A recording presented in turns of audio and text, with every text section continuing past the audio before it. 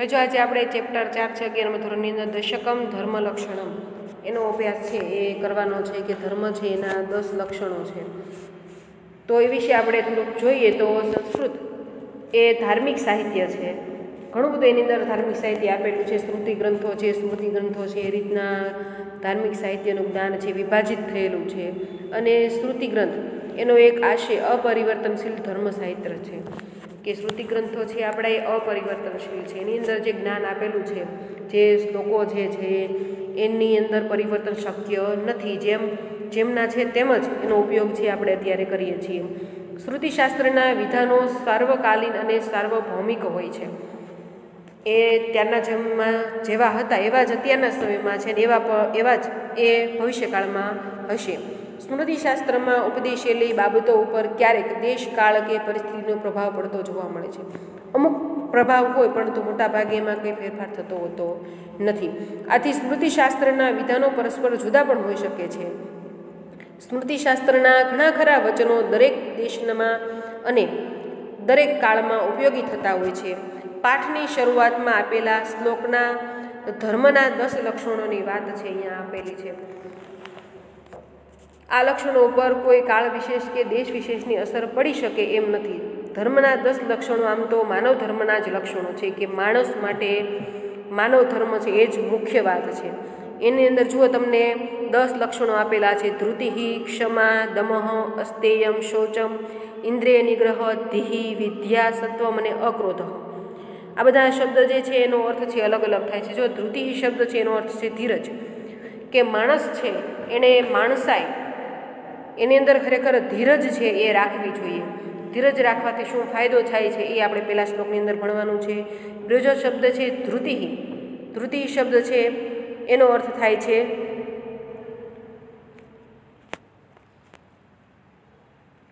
ધૃતિ શબ્દ છે પહેલો શ્લોક જે આપણે ભણવાનો છે એ ધૃતિ શબ્દનો અર્થ થાય છે ધીરજ. ત્યાર પછી બીજો શ્લોક છે એમાં છે ક્ષમા. ક્ષમા ભાવના હોવી જોઈએ, નાના મોટા પ્રત્યે ક્ષમા ભાવના છે રાખવી જોઈએ.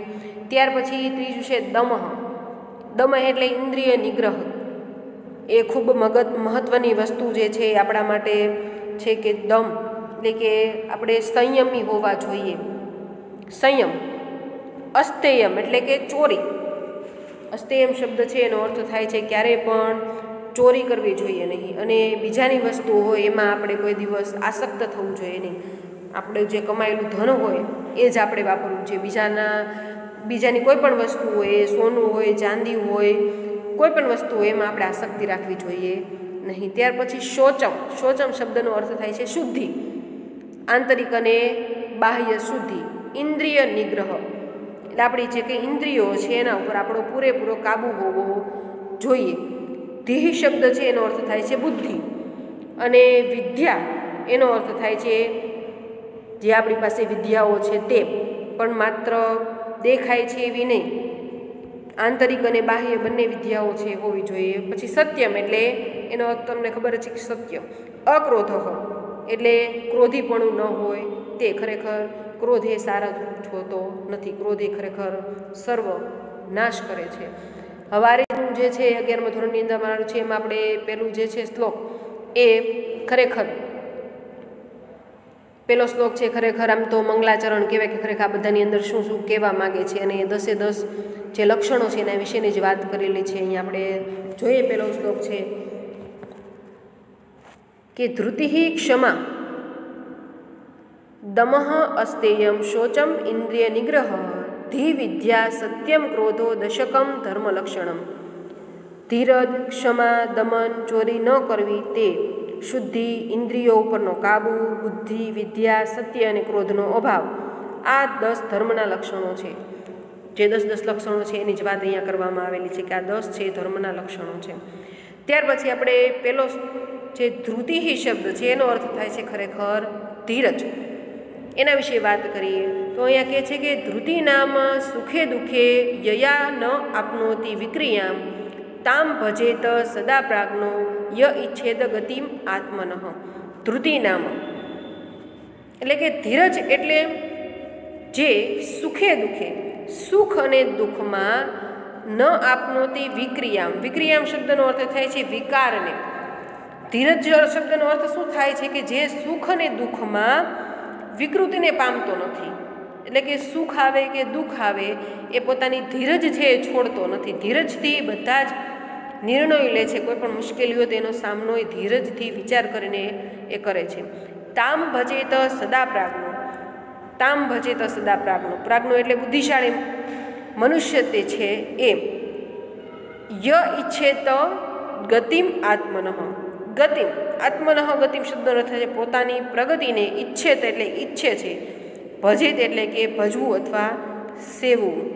ફરી આપણે જોઈએ ધૃતિ નામ સુખે દુઃખે યયા ન આપનોતી વિક્રિયા. ધીરજ એટલે જે સુખ દુઃખમાં વિકૃતિને પ્રાપ્ત કરતો નથી. તામ ભજેત સદા પ્રાજ્ઞો ય ઈચ્છેત ગતિ આત્મનઃ. જે બુદ્ધિશાળી પુરુષ પોતાની પ્રગતિને ઈચ્છે છે તેણે હંમેશા તેનું સેવન કરવું જોઈએ. એટલે કે જે મનુષ્ય પ્રગતિ ઈચ્છે છે, સફળતા ઈચ્છે છે, તેણે હંમેશા ધીરજ એ પહેલો ગુણ છે એ સ્વીકારવો જોઈએ. એટલે કે છે તામ ભજેત સદા પ્રાજ્ઞો. જે બુદ્ધિશાળી પુરુષ પોતાની પ્રગતિને ઈચ્છે છે એણે હંમેશા તેનું સેવન કરવું જોઈએ. આ જે વાત જે છે ધીરજ એ ગુણ છે એને સ્વીકારવો જોઈએ. ફરીવાર એકવાર અનુવાદ જોઈ લઈએ કે ધીરજ એટલે જે સુખ દુઃખમાં વિકૃતિને પ્રાપ્ત કરતો નથી. જે બુદ્ધિશાળી પુરુષ પોતાની પ્રગતિને ઈચ્છે તેણે હંમેશા તેનું સેવન કરવું જોઈએ.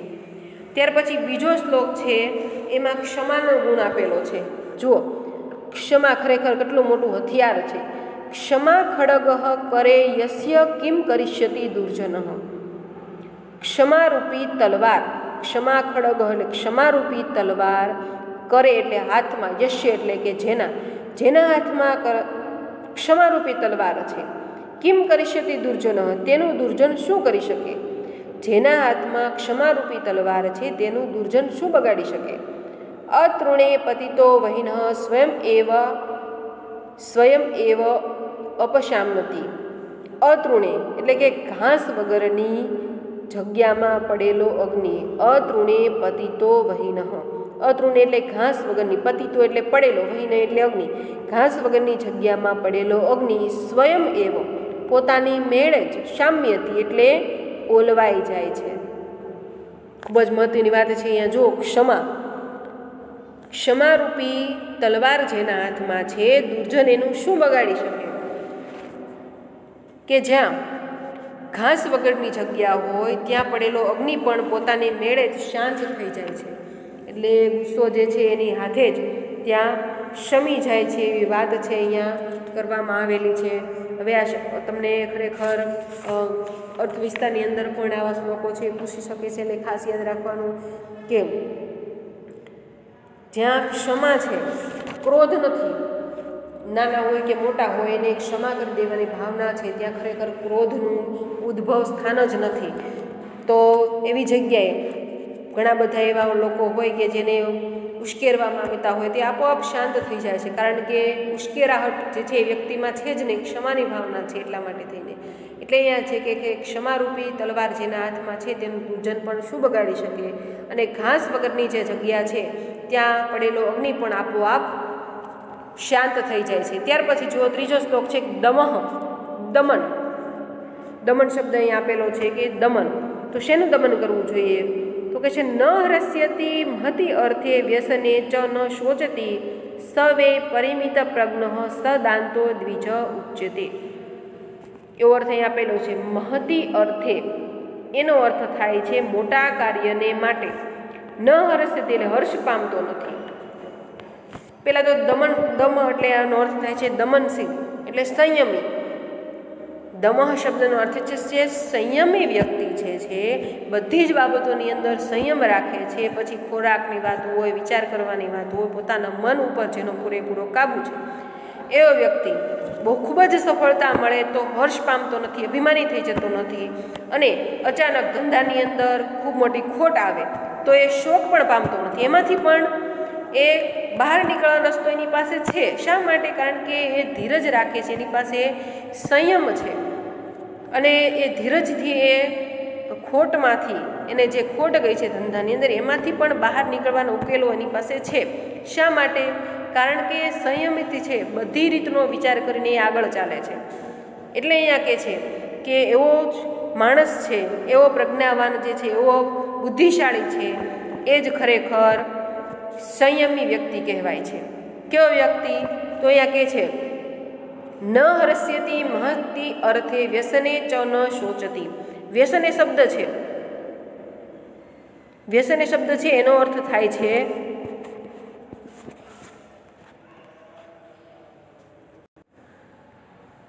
વ્યસને શબ્દ છે એનો અર્થ થાય છે આફતમાં. શું અર્થ થાય છે? આફતમાં. ન હરસ્યતિ મહતિ અર્થે એટલે કે જે મોટા કાર્યને માટે હર્ષ પામતો નથી. વ્યસને ચ ન શોચતી, આફતમાં શોક કરતો નથી. સવે પરિમિત પ્રજ્ઞ, પરિમિત પ્રજ્ઞ એટલે તે ખરેખર પ્રજ્ઞાવાન છે. સદાંતો દ્વિજ ઉચ્યતે. પરિમિત પ્રજ્ઞ શબ્દનો અર્થ થાય છે બુદ્ધિશાળી અથવા પ્રજ્ઞાવાન. તે ખરેખર પ્રજ્ઞાવાન છે. સદાંતો દ્વિજ ઉચ્યતે. દાંત શબ્દનો અર્થ થાય છે સંયમી અને દ્વિજ શબ્દનો અર્થ થાય છે, એક તો બ્રાહ્મણ પણ એનો અર્થ થાય છે અને બીજો અર્થ થાય છે જન્મેલો અથવા માણસના અર્થમાં પણ આપણે એનો ઉપયોગ કરી શકીએ છીએ. ઉચ્યતે એટલે કહેવાય છે કે જે મોટા કાર્યને માટે હર્ષ પામતો નથી અને આફતમાં શોક કરતો નથી, તે ખરેખર પ્રજ્ઞાવાન છે અને તે દમનશીલ અથવા તે સંયમી દ્વિજ કહેવાય છે. ત્યાર પછીનો શ્લોક છે ચોથો, અસ્તેયમ. અસ્તેયમ શબ્દ છે, અસ્તેયમ શબ્દનો અર્થ થાય છે ચોરી ન કરવી. અન્ય દિયે તૃણે રત્ને, આપણે છે શ્લોક જોતા હતા. અસ્તેયમ અન્ય દિયે તૃણે રત્ને કાંચને મૌક્તિકે અપીવા મનસા વિનિવૃત્તિયા તદ અસ્તેયમ વિદુર્બુદ્ધા. એની અંદર ખરેખર આપણે જોયું હતું કે અન્યના ઘાસમાં અસ્તેયમ એટલે ચોરી ન કરવી. મનથી, કર્મથી, કોઈ પણ રીતે ચોરી કરવાનો વિચાર આવે એ પણ ખરેખર ચોરી જ કહેવાય, એવું આ શ્લોકની અંદર ખરેખર કહેવા માગે છે. અસ્તેયમ અન્ય દિયે એટલે અન્યના, તૃણે એટલે કે ઘાસમાં, રત્ને એટલે રત્નમાં, કાંચને એટલે કે સોનામાં, અથવા મૌક્તિકઃ અપી મોતીમાં, વા ખરેખર જે નિવૃત્તિ પામે છે, મનસા વિનિવૃત્તયા મનથી પણ નિવૃત્તિ પામે છે, તદ અસ્તેયમ વિદુર્બુદ્ધા મનથી પણ જે નિવૃત્તિ પામે છે એટલે કે જે વિમુખ રહે છે તેને સમજદાર માણસો શું કહે છે? વિદુર્બુદ્ધા સમજદાર માણસો તેને અચૌર્ય કહે છે. એટલે અચોરી એટલે ચોરી કરવી નહીં એવું કહે છે. જે વ્યક્તિ છે એ બીજાના ઘાસમાં, રત્નમાં, સોનામાં અથવા મોતીમાં મનથી પણ જે નિવૃત્તિ પામે છે અથવા વિમુખ રહે છે, એટલે મનથી પણ એ ચોરવાનો વિચાર કરતો નથી કે એની આ વસ્તુ હું લઈ લઉં તો ખરેખર મારું કેટલું માનપાન વધે, સમાજની અંદર છે એ મારી પ્રતિષ્ઠા કેટલી વધી, એવું મનથી પણ વિચારતો નથી. પોતે એ કરતો તો નથી પરંતુ મનથી પણ એવું વિચારતો નથી. ત્યારે જ ખરેખર એમ કહેવાય કે એ અચૌર્ય છે. એ ચોરી કરવાનો વિચાર પણ કરતો નથી, એને અચૌર્ય કહે છે, એટલે કે ચોરી કરવી નહીં. ફરીવાર જોઈએ. અન્ય દિયે તૃણે રત્ને અન્ય વ્યક્તિના ઘાસમાં, રત્નમાં, કાંચને, અપી મૌક્તિ કેવા એટલે સોનામાં અથવા મોતીમાં મનથી પણ જે નિવૃત્તિ પામે છે, મનસા વિનિવૃત્તયા એટલે મનથી પણ જે નિવૃત્તિ પામે છે, વિમુખ રહે છે, તત અસ્તેયમ વિદુર્બુદ્ધા વિદુર્બુદ્ધા એટલે સમજદાર માણસો તેને તત અસ્તેયમ તેને અચૌર્ય કહે છે. એ અર્થ છે શ્લોકનો થાય છે. ફરી એકવાર આપણે જોઈ લઈએ કે અન્ય વ્યક્તિના ઘાસમાં, રત્નમાં, સોનામાં અથવા મોતીમાં મનથી પણ જે નિવૃત્તિ પામે છે કે જે વિમુખ રહે છે તેને સમજદાર માણસો અચૌર્ય કહે છે. ત્યાર પછીનો શ્લોક છે શૌચમ. શૌચમનો અર્થ થાય છે શુદ્ધિ. શુદ્ધિ બે પ્રકારની છે એમ કહે છે કે આંતરિક શુદ્ધિ અને બાહ્ય શુદ્ધિ. બાહ્ય શુદ્ધિ તો આપણે બધા કરીએ છીએ, રોજ નાહી ધોઈને સરસ મજાના તૈયાર થઈએ, વાળમાં ધોઈએ, બધી જ રીતે શરીરને સ્વચ્છ રાખીએ, એ બાહ્ય શુદ્ધિ છે. પણ આંતરિક શુદ્ધિ છે એ ખૂબ મહત્ત્વની વસ્તુ છે.